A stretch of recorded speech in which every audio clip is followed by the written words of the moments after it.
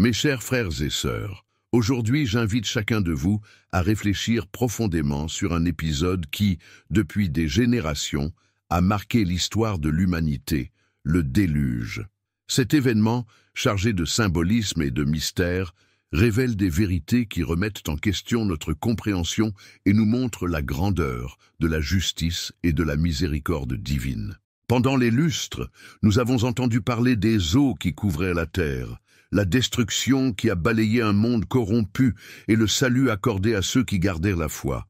Cependant, il y a des détails et des nuances qui restent cachés aux yeux ordinaires, et c'est précisément la révélation de ces faits qui nous pousse aujourd'hui à chercher une compréhension plus profonde. En regardant les anciens récits, en particulier les écrits de la Genèse, nous sommes confrontés à l'image d'un monde plongé dans l'iniquité, où le mal se propage comme le cancer.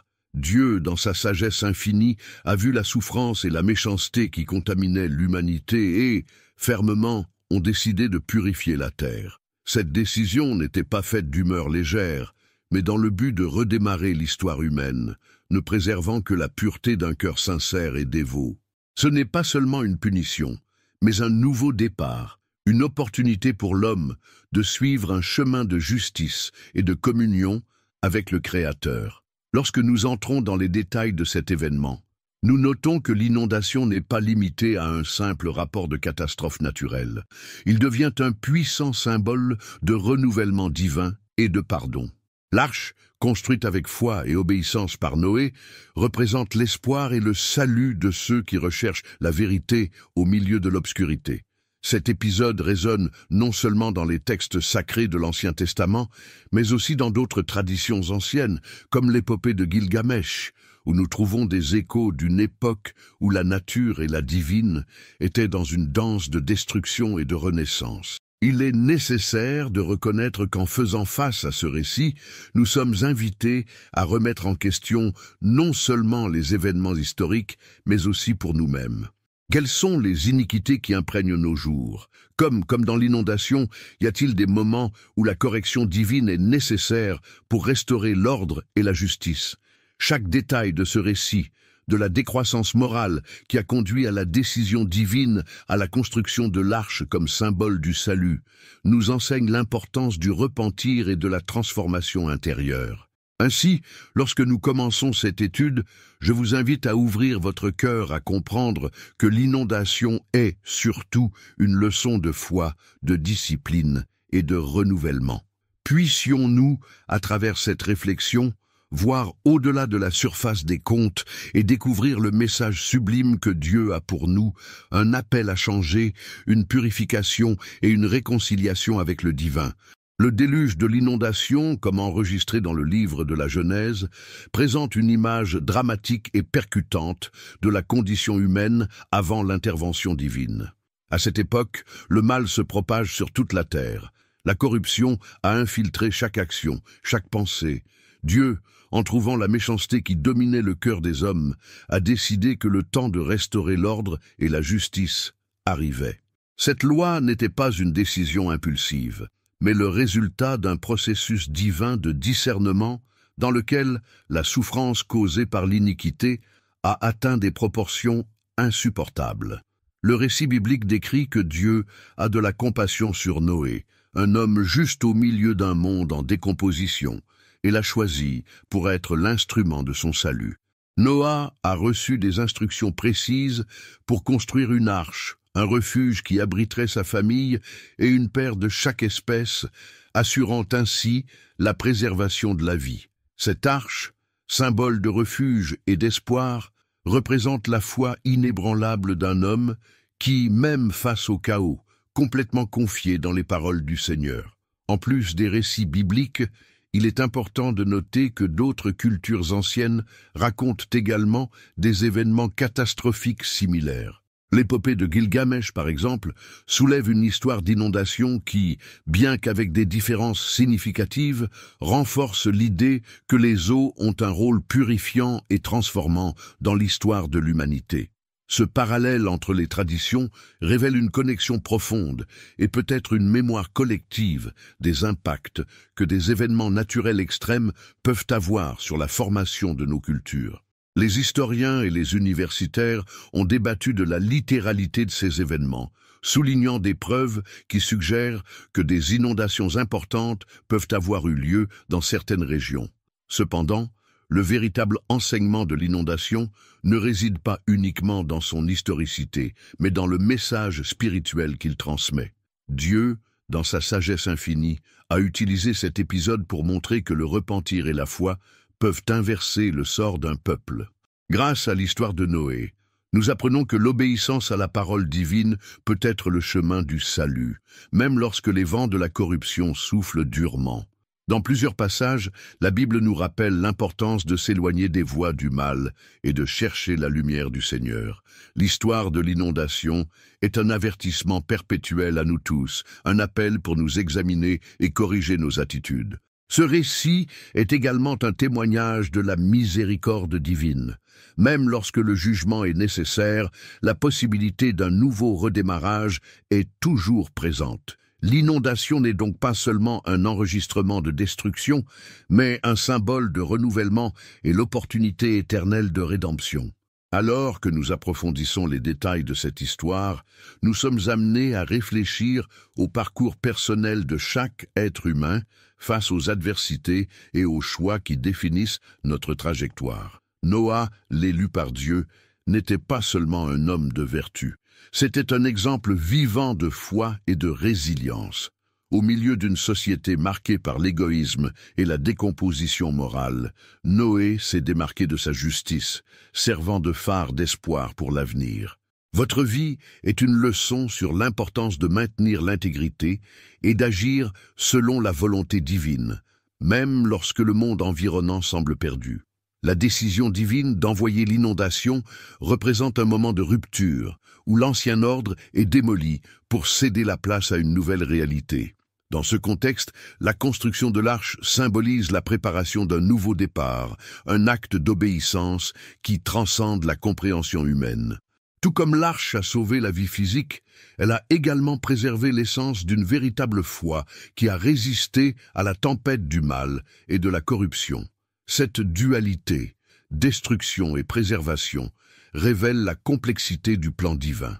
La fin de l'un était de ouvrir la voie à l'émergence d'un nouvel espoir. Dans de nombreux passages, nous trouvons des mentions de cet événement comme une étape importante dans l'histoire du salut.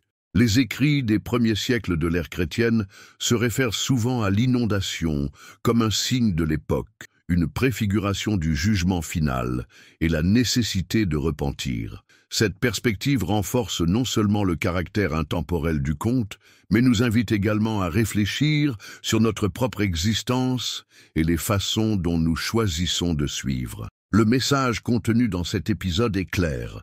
La miséricorde de Dieu se manifeste à ceux qui reconnaissent leurs défauts et sont prêts à demander la rédemption.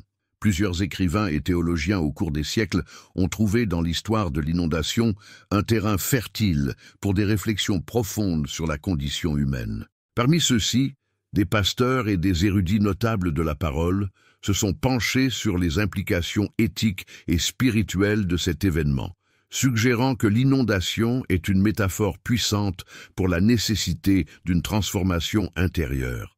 Il nous met au défi d'abandonner les vieilles habitudes, de confronter nos péchés et de nous ouvrir à l'action rédemptrice de Dieu.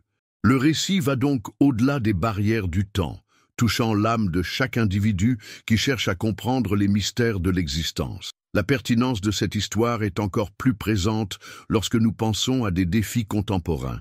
Dans un monde où l'injustice, les inégalités et le manque de compassion prévalent, l'exemple de Noah se présente comme une invitation à la réflexion et au changement.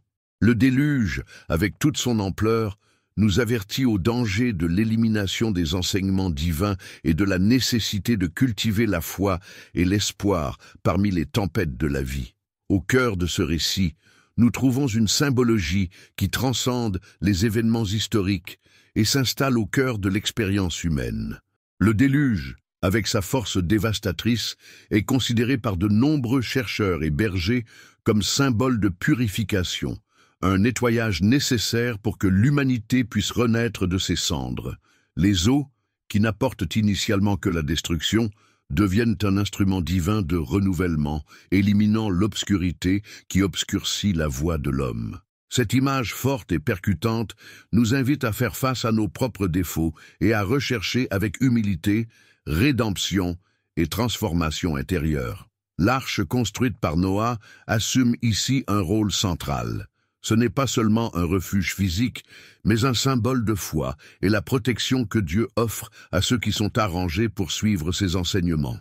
Dans plusieurs passages du Nouveau Testament, nous trouvons des échos de cette image, où le baptême, immergé dans les eaux, représente la mort pour une vie de péché et la renaissance dans une nouvelle existence. Ce lien entre l'inondation et le sacrement du baptême renforce l'idée que, tout comme l'arche a sauvé Noé et sa famille, l'amour de Dieu peut nous sauver et nous transformer, même dans les moments les plus sombres. Au cours des siècles, les pasteurs et les théologiens ont consacré leurs études à comprendre cette symbologie, arguant que l'inondation est une métaphore du jugement divin et la nécessité d'un renouvellement spirituel continu. Les écrits des auteurs de renom soulignent que le message du déluge transcende les limites de la littéralité et s'insèrvent dans un contexte plus large de l'amour et de la miséricorde. Ce point de vue nous met au défi de réfléchir à l'importance du repentir, non pas comme une simple reconnaissance des erreurs, mais comme un profond engagement de changement qui a un impact sur toutes les sphères de notre vie.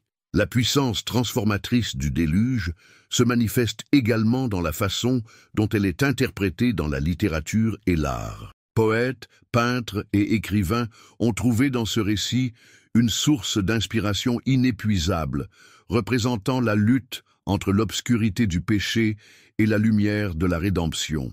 Cette dualité, destruction et régénération, résonne avec l'expérience de chacun qui cherche à surmonter ses défis personnels et à trouver un chemin de paix et de justice.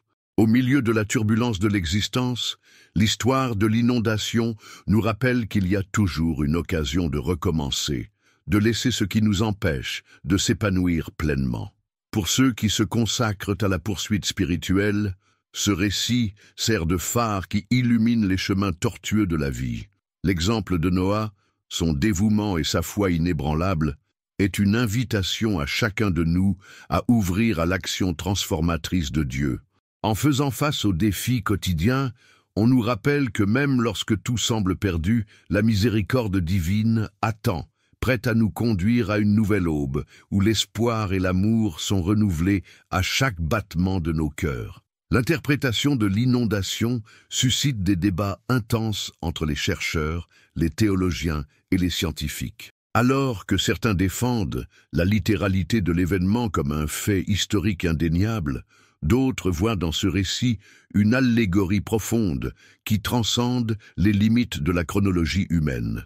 Cette pluralité d'interprétations nous enseigne que le message du déluge est multiforme et que, quelles que soient les analyses historiques, son enseignement spirituel reste inébranlable.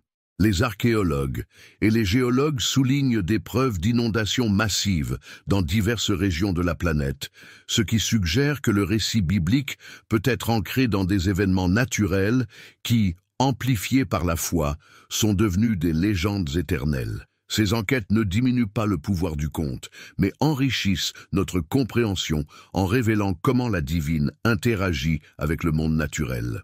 La coexistence entre la science et la foi est démontrée dans la façon dont les mystères de l'inondation inspirent à la fois la rigueur de la recherche et la dévotion de ceux qui croient en l'intervention directe de Dieu dans l'histoire de l'humanité.